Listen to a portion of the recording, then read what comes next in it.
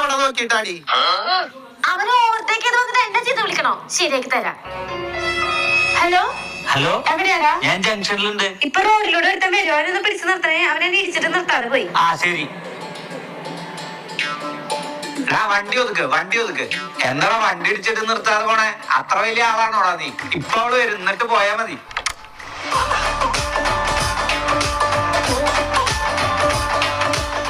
ഇവനല്ലടാ.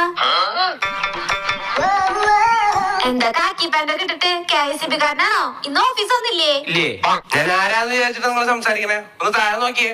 എന്താ ഞാൻ സിബ് ഇട്ടിട്ടില്ലേ? വണ്ടിയുടെ താഴെ നോക്കടാ.